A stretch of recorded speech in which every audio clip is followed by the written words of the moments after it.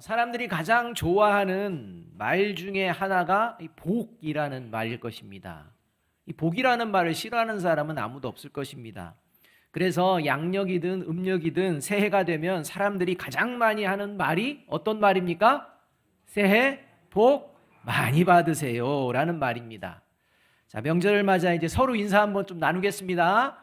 서로 인사합니다. 새해 복 많이 받으세요.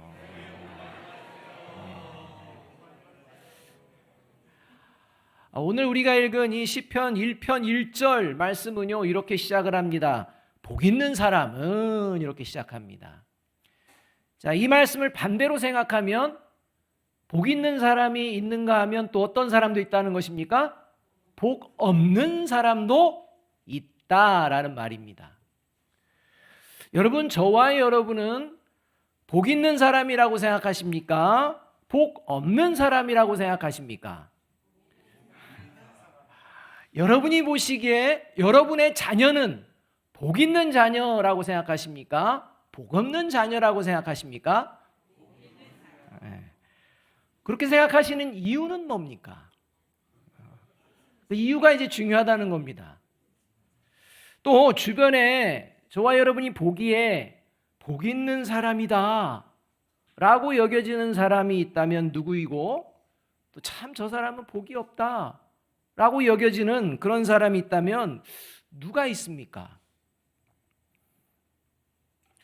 또 그렇게 생각하시는 이유는 또 어디에 있습니까?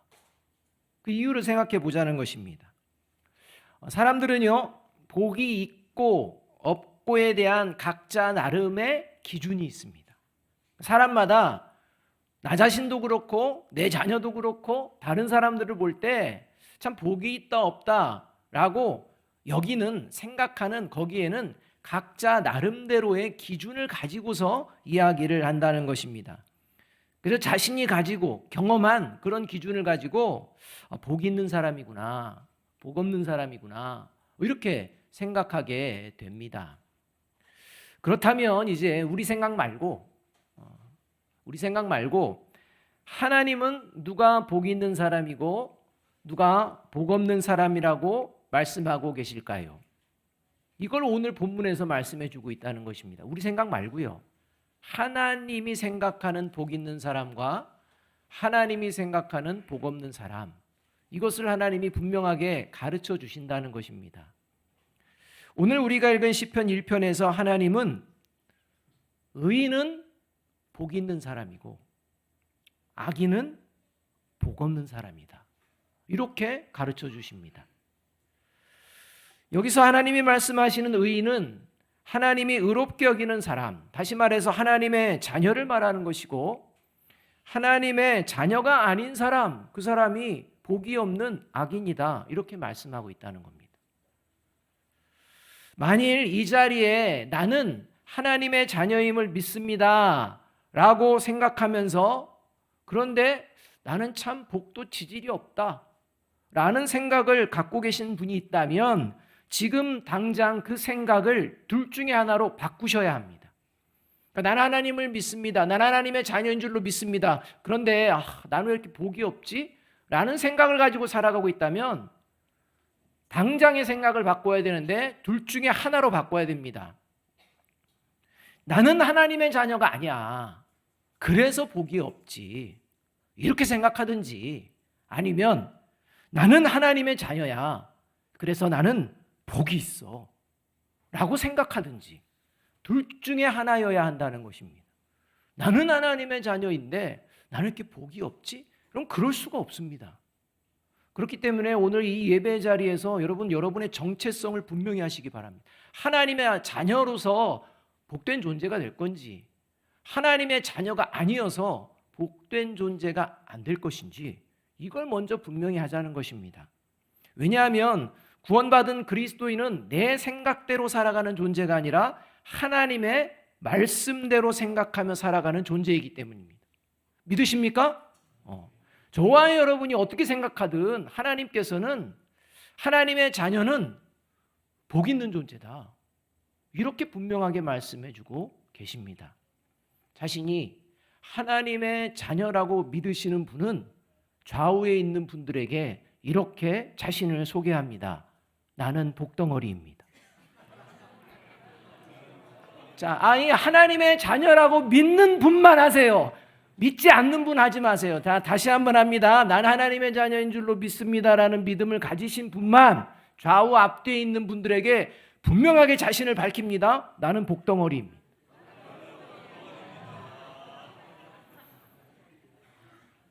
여러분 쑥스럽습니까? 쑥스러울 필요가 없습니다. 그것은 누가 얘기하는 것이기 때문입니까? 하나님이 얘기하는 것입니다. 그러니까 내가 생각해서가 아닙니다. 하나님이 그렇게 말씀하신다는 것입니다. 여러분 적어도 이 정도의 마음은 가지고 살아가야지. 그저 환경과 상황에 따라서 나는 복을 받은 것 같은데 아닌데? 이렇게 우리가 흔들리며 살지 말자는 것입니다. 분명한 것은 먼저 가지고서 시작하자는 것입니다. 흔히 사람들은 복 있는 사람 하면 오래 살고 건강하고 부자이고 인맥이 넓고 인기도 많고 또 뭐가 있을까요? 복 있는 사람 또 뭐가 있을까요? 뭐 하여튼 막 있습니다. 그래서 여하튼 살아가는 일상의 자리에서 기쁨과 만족을 충분하게 누릴 수 있도록 해주는 것을 가지고 있고 마음껏 누리며 살아가는 그런 사람들을 복 있는 사람이라고 생각합니다. 그렇다면 여러분, 하나님이 말씀하시는 이 복 없는 사람인 악인, 이 복 없는 사람인 악인들 중에는 사람들이 보기에 복 있는 사람처럼 살아가는 사람들이 있을까요? 없을까요? 있다는 겁니다. 사람들은요, 복 있는 사람은 오래 살고 건강하고 부자이고 인맥, 하여튼 뭐 온갖 좋은 것을 가지고 누리며 살아가는 그런 사람을 복 있는 사람이라고 하는데, 하나님이 보시기에 복 없는 악인도 그런 삶을 살아가는 존재들이 있다는 것입니다. 그래서 시편 73편 3절 상반절과 5절 그리고 12절이 악인들의 삶의 자리 가운데에 이런 모습이 있다고 이야기하고 있습니다. 이렇게 말씀합니다. 이는 내가 악인의 무엇을 보고? 형통함을 보고 사람들이 당하는 고난이 그들에게는 없고 사람들이 당하는 재앙도 그들에게는 없나니 볼지어다 이들은 악인들이라도 항상 뭐하고? 평안하고 재물은 더욱 풀어나도다. 이런 일들이요 이 세상에서 벌어진다는 것입니다. 이 말씀에 의하면요 고난도 없어요, 편안해요, 부를 누려요, 재물을 축적해요, 쌓아놓을 데도 없어요, 만사가 자신이 원하는 대로 되는 인생, 그런 인생이라는 것입니다. 누가 생각해도 부럽고 복받은 인생 같지만 결정적인 문제는 어디에 있느냐? 하나님 보시기에 그는 복 없는 악인이다. 이렇게 말씀한다는 겁니다. 따라서 하나님이 말씀하시는 복 있는 사람과 복 없는 사람은 그 사람이 이 세상에서 가지고 누리며 살아가고 있는 것으로 구별되는 것이 아니라 그가 하나님 보시기에 어떤 사람인지에 따라 구별된다는 것입니다. 복 있는 사람과 복 없는 사람은 소유의 문제가 아니라 사람됨의 문제라는 것입니다. 그렇다면 하나님은 왜 하나님의 자녀는 의인이요 복 있는 사람이고 하나님의 자녀가 아닌 사람은 악인이요 복 없는 사람이라고 단언하고 계시는 것일까요? 하나님의 자녀가 아닌 사람도 괜찮은 사람들 있지 않습니까? 우리가 생각하기에 복받은 사람 같은 존재들 있지 않습니까? 그런데 하나님은요 단언하십니다. 하나님의 자녀가 아닌 존재들은 복 없는 존재이고 악인이다, 죄인이다, 이렇게 그냥 선언하신다는 것입니다. 왜 그러실까요? 그렇다면 복 있는 사람은 왜 하나님께서 인정해 주시고 의인이라고 이렇게 하시는 걸까요? 도대체 어떤 삶을 살아가는 모습이기에 하나님께서는 하나님의 자녀는 의인이라고 인정해 주시는 것일까요? 얼마나 많이 가지고 누리느냐 이런 건 하나님 관심 없습니다. 그 사람이 어떤 삶을 사느냐 여기에 관심이 있다는 것입니다. 그래서 그것을 두고서 복이 있는 존재와 복이 없는 존재를 분명하게 구별하신다는 것입니다. 여러분, 복이 있는 사람, 저와 여러분이 복이 있는 사람인지 돌아보는 건 매우 중요합니다. 왜냐하면 이것은 하나님의 자녀됨과 연결되어 있기 때문입니다. 하나님의 자녀가 아닌 존재는 복이 없는 존재이기 때문입니다. 그렇기 때문에 저와 여러분이 명절을 맞아 새해 복 많이 받으세요 라고 이야기하지만, 여러분, 복을 주는 존재는 하나님이십니다. 그 하나님 앞에 저와 여러분이 하나님의 자녀인지 아닌지를 돌아보는 것은 매우 중요합니다. 첫째로, 복 있는 사람은 왜 하나님이 인정해 주시고 넌 의인이야 라고 하며 복 있어 라고 하느냐, 그의 삶의 모습이 이러한 모습이기 때문입니다. 함께 한번 읽어보도록 하겠습니다. 같이 읽습니다. 시작. 하나님의 심판이 반드시 있음을 믿고 하나님을 경외하며 살아가는 사람이기 때문입니다. 복 있는 사람은 삶의 자리에서 특징이 있습니다. 그게 뭐냐? 하나님의 심판이 반드시 있는 줄로 믿습니다. 그래서 하나님을 경외하며 살아갑니다. 여러분, 하나님의 은혜가 은혜될 수 있는 이유는 하나님의 심판이 있기 때문입니다. 하나님의 심판이 없으면요, 하나님의 은혜는 사라집니다. 하나님의 은혜가 은혜되는 유일한 길은 하나님의 심판이 있기 때문입니다. 그것을 믿고 고백하는 존재가 그리스도인입니다. 그래서 하나님을 경외하며 살아갑니다. 5절과 6절 말씀 함께 한번 읽어보겠습니다. 5절과 6절입니다. 같이 읽습니다. 시작. 그러므로 악인들은 심판을 견디지 못하며 죄인들이 의인들의 모임에 들지 못하리로다. 무릇 의인들의 길은 여호와께서 인정하시나 악인들의 길은 망하리로다. 이 말씀은 마지막 하나님의 심판 앞에서 복 있는 사람은 하나님의 인정을 받아서 결코 망하지 않지만 복 없는 사람은 결국 망하게 된다, 이 말씀입니다. 그 하나님의 심판 때까지는 기다려 주십니다. 그러나 하나님의 심판을 믿지 않고 하나님을 경외하지 않고 살아가는 그런 존재는 마지막 심판의 자리를 견딘다, 못 견딘다? 못 견딘다는 겁니다. 그래서 망한다는 겁니다. 그들은 하나님의 심판을 믿지 않는 겁니다. 그래서 경외하지 않습니다. 여러분, 하나님의 심판이 반드시 있음을 믿는 사람은요, 하나님을 경외하며 살아가게 되어 있습니다. 그래서 잠언 19장 23절 상반절이 이렇게 말씀합니다. 함께 한번 읽어볼까요? 시작. 여호와를 경외하는 것은 사람으로 생명에 이르게 하는 것이라. 그러니까 영원한 생명에 이를 수 있는 길은 여호와를 경외한다는 것을 압니다. 왜냐? 심판이 있기 때문에. 그렇다면 하나님을 경외하는 마음을 갖게 되면 삶의 자리에서 구체적으로 좀 드러나는 모습이 어떤 모습일까요? 자, 제가 하나님을 경외합니다. 경외하는 마음으로 이제 살아갑니다. 하나님의 심판이 있는 줄로 믿습니다. 그래서 내가 하나님을 경외합니다. 그러므로 내가 삶의 자리 가운데 이렇게 살아가겠습니다 할 때 살아가는 모습들이 등장한다는 것입니다. 그 모습들 중에 우리가 올 한 해 반드시 기억해야 될 모습이 있다면 그것은 바로 삶의 자리에서 정직한 삶을 살아간다는 것입니다. 정직한 삶입니다. 왜냐하면 하나님을 속이며 살아가는 거짓된 삶은 하나님의 심판을 피할 수 없음을 하나님의 자녀들은 알고 있기 때문입니다.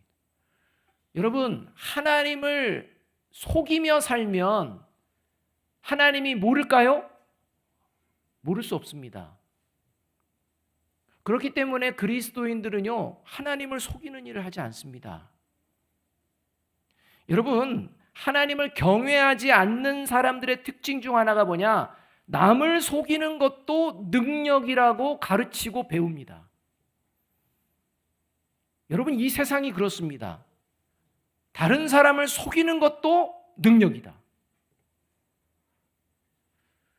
문제는 속는 사람이다, 이렇게 가르칩니다.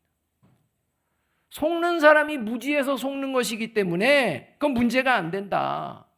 속는 사람이 문제다. 그게 잘못된 것이다. 이런 억측을 부리고 얼버무리며 속이는 것을 정당화합니다. 속이는 것도 능력이라는 것을 가르칩니다. 그래서 속이는 것 중에 하나가 커닝도 있습니다. 속입니다. 그러니까 이 속이는 게 능력인, 그래서 잘만 속이면 괜찮은 뭐 이런 생각들을 주입한다는 것입니다. 그래서 위조가 넘쳐납니다. 학력을 위조합니다. 신분을 위조합니다. 자격도 위조합니다. 또 무슨 위조가 있을까요, 여러분? 얼굴도 그냥 웃자고 한 얘기입니다. 너무 심각하게 생각하지 마세요. 여러분, 그러니까 내 자신을 어떻게 하면 돋보이고 잘 보이게 하려고 위조를 한다는 것입니다. 속아 넘어가면 된다는 것입니다. 그리고 그것에 쾌재를 부릅니다. 쾌감을 느낍니다. 여러분, 남을 속일 때 남들이 속아 넘어가면 쾌감이 느껴지십니까? 안 느껴지십니까? 느껴지실 때 있잖아요. 우리 아이들 같은 경우는 더 그걸 느낍니다. 막 속이고 여러분, 저와 여러분의 심성에요, 뭐가 있냐면 남을 속이면, 그리고 남이 속아 넘어가면 그것을 즐거워하는 속성이 있다는 겁니다. 속이기를 좋아하는 사람은요, 어떻게 하면 더 잘 속일까? 이거 가지고 이제 삶을 살아갑니다. 그게 온통 이 세상을 어지럽히는 것입니다. 속고 속이고. 여러분, 사람은 속일 수 있습니다. 그러나 하나님은요, 속일 수 없습니다.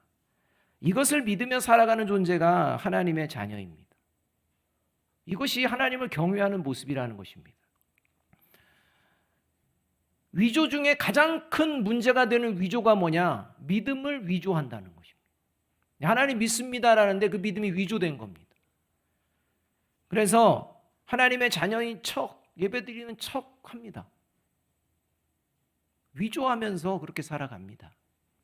그런 존재들이요, 성경에 막 등장합니다. 대표적인 존재들이 있는데요, 이스라엘 백성들이 가나안 땅에 들어가서 첫 번째 전쟁을 치르게 됩니다. 그 전쟁이 어떤 전쟁이었죠? 여리고성 전투입니다. 첫 번째 전쟁입니다. 이때 하나님께서는 라합의 집에 있는 사람들, 가족들, 이 사람들을 제외하고 여리고성에 있는 모든 사람과 물건들을 하나님께 바치라는 명령을 내리십니다. 사람과 짐승 이런 것들은 다 죽이고 진멸하고, 물건들은 어느 누구도 개인의 소유로 삼아서는 안 되고 다 하나님 것이다. 손도 대지 말아라. 손을 대는 경우는 문제가 생길 것이다. 이스라엘 백성들이 고통을 당할 것이다. 분명하게 경고하십니다. 그런데 그 하나님의 경고를 무시한 한 사람이 등장하는데 그의 이름이 아간입니다. 아간이요, 전쟁 중에요, 어떤 물건을 보니까 갖고 싶은 거예요. 많은 것도 아니에요.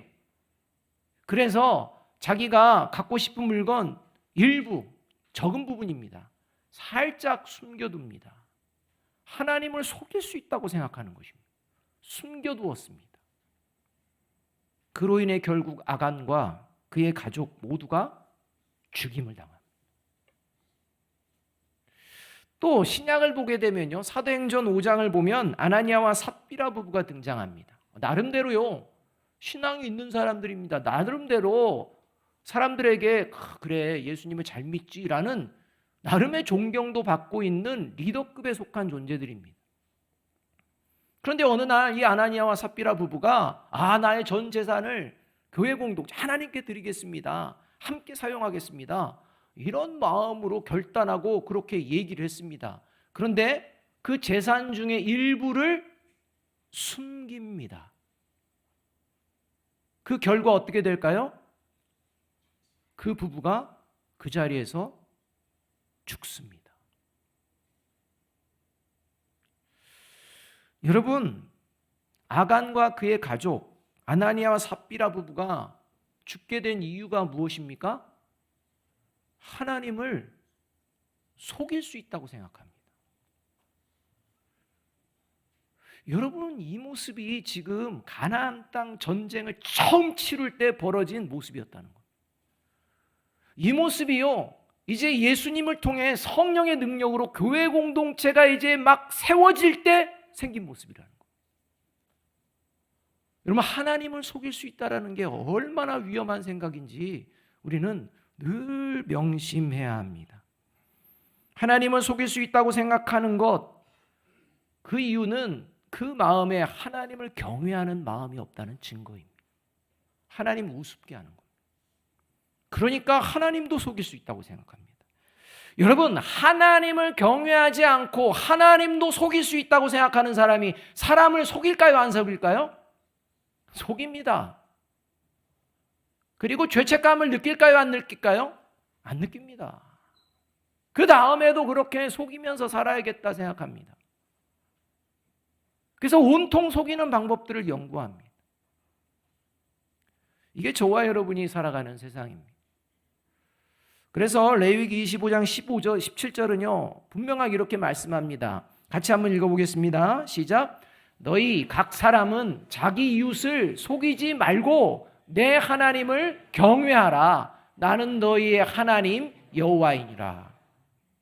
바라기는 하나님의 심판이 반드시 있음을 믿고 하나님을 경외하며 하나님과 사람 앞에서 정직하게 행하는 저와 여러분이 되시기를 주님의 이름으로 축복합니다.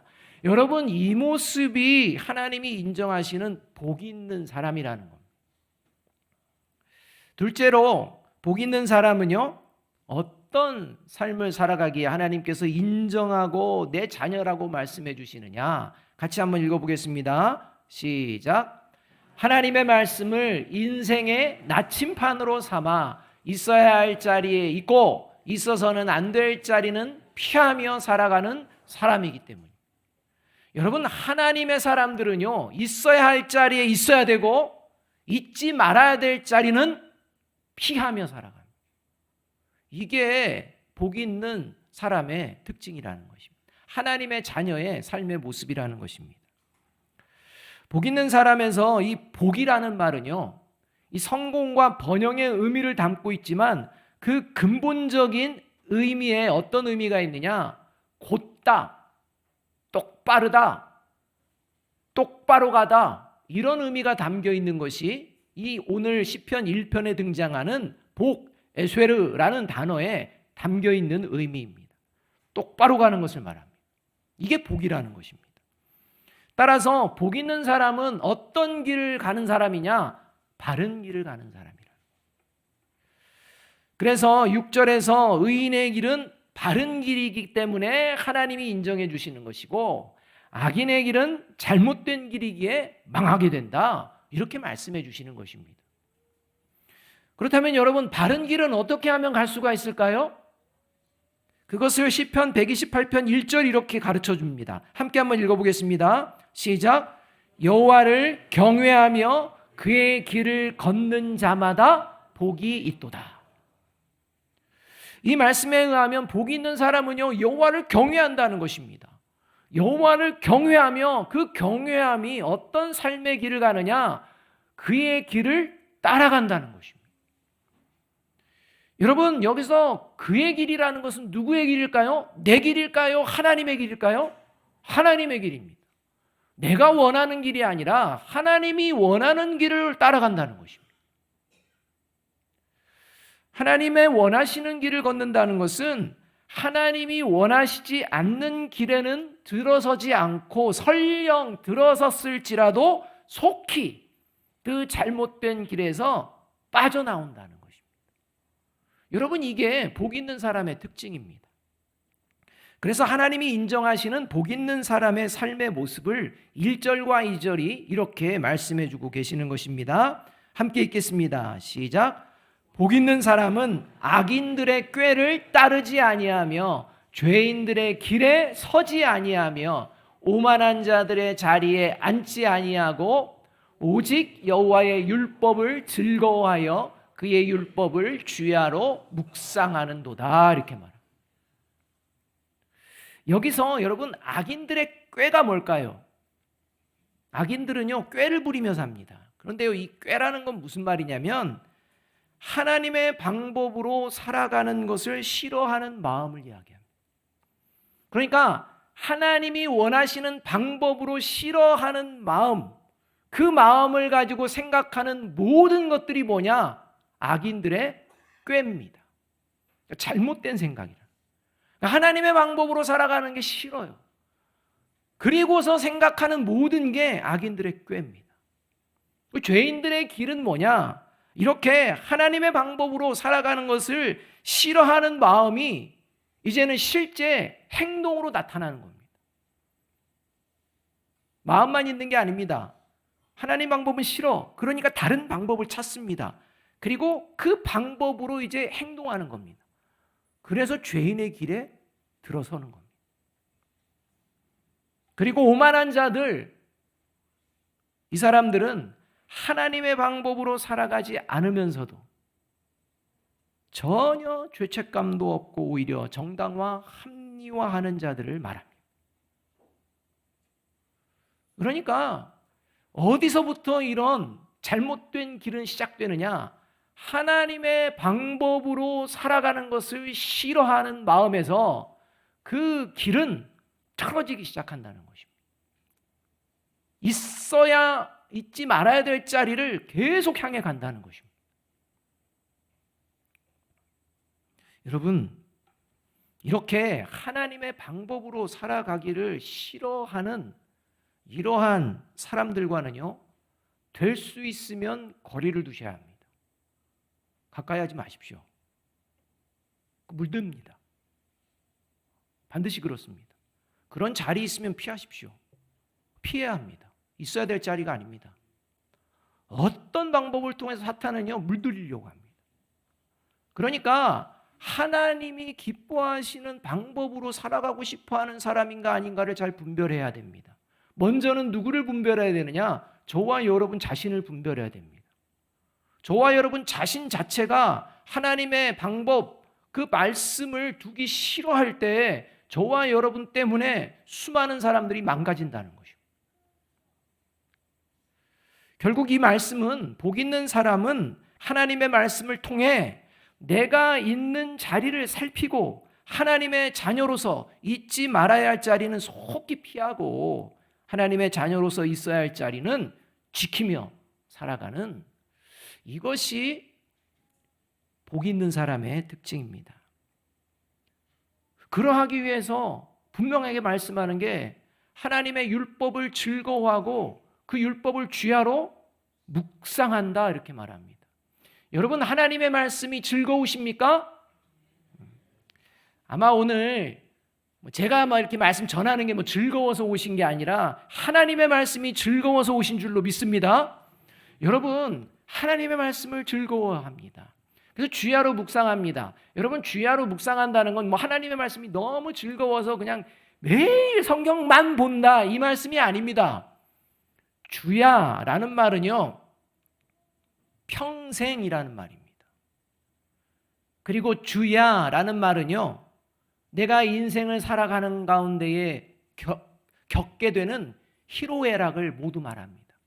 낮이 있고 밤이 있다는 겁니다. 그렇기 때문에 이 말씀은 평생, 그리고 인생의 희로애락의 모든 상황에서도 하나님의 말씀을 내 인생을 걸어가는 나침판으로 삼는다는 말씀. 내 인생의 길이 바른 길로 가고 있는지 잘못된 길로 가고 있는지, 무엇이 나침판이라고요? 하나님의 말씀이 나침판이라는 것입니다. 이렇게 살아가는 존재가 하나님의 자녀여 복 있는 사람이에요. 우리 교회 공동체가 올해 성경 통독하고 있는데요, 그 이유가 바로 이것입니다. 성경 통독을 통해서 내 인생의 나침판은 오직 하나님의 말씀임을 기억하고 실제 하나님의 말씀을 따라 살아내기 위함인 것입니다. 왜냐하면 복 있는 하나님의 자녀의 모습이기 때문입니다.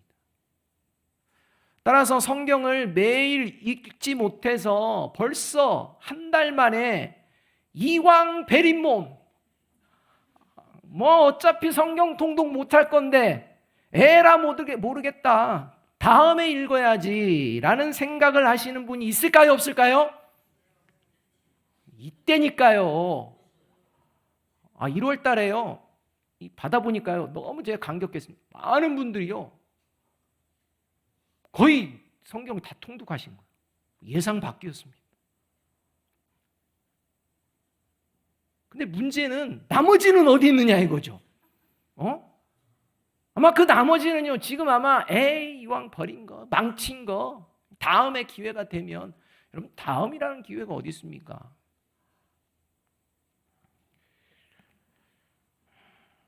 다시 성경 읽기로 모두가 마음 먹으시기를 간절히 바랍니다. 왜냐하면 여러분 말씀 읽기를 포기하는 순간 저와 여러분은요 분명 바른 길보다는 잘못된 길에 들어서게 될 것이기 때문입니다. 하나님의 말씀을 가까이 하는 것을 포기한다는 건 내가 이제 내 생각대로 살아가겠다는 겁니다. 문제가 커집니다. 바라기는 하나님의 말씀을 인생의 나침판으로 삼아 있어야 할 자리에 있고 있어서는 안 될 자리는 피하며 살아가는 저와 여러분이 되시기를 주님의 이름으로 축복합니다. 이 모습이 하나님이 인정하시는 복 있는 사람의 모습입니다. 마지막으로 셋째, 복 있는 사람은 어떤 사람이냐? 같이 읽습니다. 시작. 시련과 고난 속에서도 믿음의 열매를 맺으며 살아가는 사람입니다. 그래서 하나님께서 너는 나의 자녀야. 내가 너는 의인으로 인정해. 라고 말씀하시는 것입니다. 3절 말씀 함께 한번 읽어보겠습니다. 3절입니다. 같이 한번 읽어봅니다. 시작. 그는 시냇가에 심은 나무가 철을 따라 열매를 맺으며 그 잎사귀가 마르지 아니함 같으니 그가 하는 모든 일이 다 형통하리로다. 여러분 이 말씀에서 여러분의 관심이 집중되는 게 어디입니까? 다시 한번 띄워봐 주세요. 어디 집중되는지 보게. 어디에 집중됩니까? 모든 일이 다 형통하리로다. 여기에 집중됩니다. 그런데 여러분 이 형통이 무슨 의미인지를 알아야 됩니다. 이 형통은 믿음을 지키며 살아가는 것을 말합니다. 그러니까 우리가 생각한 내가 원하는 대로 다 되는 거, 여러분 이걸 말하는 게 아닙니다. 믿음을 지키는, 다시 말하면 믿음의 열매를 계속해서 맺어가는 것, 이게 형통입니다. 그렇기 때문에요, 아주 중요한 용어가 뭐가 있느냐면 시냇가에 심은 나무라는 용어가 중요합니다. 여러분 시냇가에 심은 나무 이렇게 말하는데요, 누가 심은 걸까요? 여러분 저와 여러분이 스스로 알아서 거기서 심어진 것입니까? 아닙니다. 누가 심었다는 겁니다. 누가 심은 겁니까? 하나님이 심었다는 것입니다. 따라서 복 있는 사람은요 하나님이 심은 존재입니다. 그렇기 때문에 하나님이 심은 존재는 반드시 철을 따라 열매를 맺게 되어 있습니다. 여기서 철을 따라 열매를 맺는다는 것은 주변 상황과 환경이 열매를 맺지 못할 상황이 될지라도 열매 맺을 때가 되면 열매를 맺는다는 겁니다. 그러니까 주변 상황과 환경 때문에 이제는 열매 맺을 때지만 열매를 못 맺겠는데 이런 게 없다는 겁니다. 주변의 상황과 환경은요 열매를 맺지 못할 그런 상황입니다. 그럼에도 불구하고 열매를 맺게 될 때는 반드시 열매를 맺게 된다는 것입니다. 믿음을 보여낼 상황이 아닙니다. 믿음의 열매가 맺어질 만한 상황이 아닙니다. 너무 힘드니까 말입니다. 그런데 그때 믿음의 열매를 맺는다는 것입니다. 여러분, 믿음은요 시련과 고난 속에서 진짜와 가짜가 구별됩니다. 내가 복 있는 사람인지 복 없는 사람인지 하나님의 자녀인지 아닌지 스스로 점검할 수 있는 가장 좋은 기회가 바로 시련과 고난입니다. 그래서 시편 119편 67절과 71절은요 이렇게 고백합니다. 같이 한번 읽어봅니다. 시작. 고난 당하기 전에는 내가 그릇 행하였더니 이제는 주의 말씀을 지키나이다. 고난 당한 것이 내게 유익이라 이로 말미암아 내가 주의 율례들을 배우게 되었나이다. 여러분 고난 당하기 전, 고난 당하지 않는 상황 얼마나 좋은 상황입니까? 그게 복이죠. 그러나 고난 당하기 전에는요, 내가 어떻게 행했다? 그릇 행하였다. 그런데 알고 있었다, 모르고 있었다? 모르고 있었다는 것. 근데 비로소 고난을 당해보니까 내가 그릇된 길을 걷고 있었구나. 이걸 깨닫게 되었다는 것. 여러분, 시련과 고난이 없을 때에는 스스로 하나님을 잘 믿고 있다는 착각 속에서 살아가기 쉽습니다. 그래서 엄청나게 믿음의 이야기들도 하고 대단한 이야기들을 합니다. 그러나 시련과 고난이 생기면 그 믿음의 진위 여부가 드러납니다. 명절이 되면 고통스러워하는 분들이 계십니다. 이 자리에도 명절 증후군 비슷하게 막 힘들어, 벌써부터 힘들고 막 이런 분들도 있으실 겁니다. 비단 명절뿐만 아니라 저와 여러분이 2024년을 살아가는 삶의 자리에서 누구나 시련과 고난을 경험할 수도 있습니다. 그런데 여러분, 그 시련과 고난이 나 자신 때문이든 다른 사람 때문이든 환경 때문이든 그 이유가 무엇이 되었든지 복 있는 사람은 그 상황에서 믿음의 열매를 맺으며 살아갑니다. 왜냐하면 복 있는 사람은 하나님의 말씀에 뿌리를 내리며 살아가기 때문에. 그러나 복 없는 사람은 시련과 고난의 상황에서는요, 바람에 나는 겨와 같습니다. 하나님을 향한 믿음과는 관계없이 자기 생각과 자기 감정에 충실하게 살아갑니다. 자기 소견대로 그냥 살아갑니다. 그 이유 간단합니다. 하나님의 말씀에 뿌리를 내리지 않으며 살아가기 때문에. 여러분, 그런 상황이 벌어지면 하나님의 약속의 말씀을 붙드는 것입니다. 오늘 우리 찬양대가 찬양 너무 잘했습니다. 박수 한번 쳐줄까요? 우리 지휘자님이 너무 곡을 잘 골랐습니다. 오늘 말씀하고도 딱 똑같습니다. 날마다 숨쉬는 순간마다 어려운 일 당할 때 뭘 생각합니까?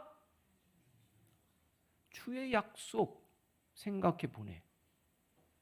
어려운 일 당할 때 내 생각, 내 감정, 이게 아닙니다. 하나님을 믿는 사람들은 주의 약속을 생각합니다.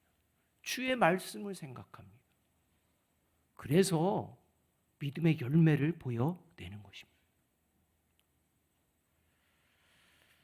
여러분, 지금 우리는요, 음력으로 다시 새해를 맞이하고 있습니다. 하나님이 인간을 존중히 여기시는 가장 중요한 증거는 오늘 저와 여러분의 인생길을 선택할 수 있도록 자유의지를 주셨다는 것입니다. 하나님의 말씀을 들었습니다. 저와 여러분이 이제 남은 한 해 어떻게 살아가야 될지 이제 선택하시면 됩니다. 2024년 복 있는 사람이 걷는 의인의 길을 갈 건지, 복 없는 사람이 걷는 악인의 길을 고집하며 살 건지 선택해야 합니다. 마지막으로 우리 신명기 8장 6절 7절 상반절 말씀 함께 한번 읽어봅니다. 같이 읽겠습니다. 시작. 내 하나님 여호와의 명령을 지켜 그의 길을 따라가며 그를 경외할지니라. 내 하나님 여호와께서 너를 아름다운 땅에 이르게 하시나니. 하나님을 경외하며 하나님의 말씀을 기억하고 붙들고 살아감으로 말미암아 하나님이 예비하신 아름다운 땅에 그 축복을 누리며 살아내시는 저와 여러분이 되어지기를 주님의 이름으로 축복합니다. 기도하겠습니다.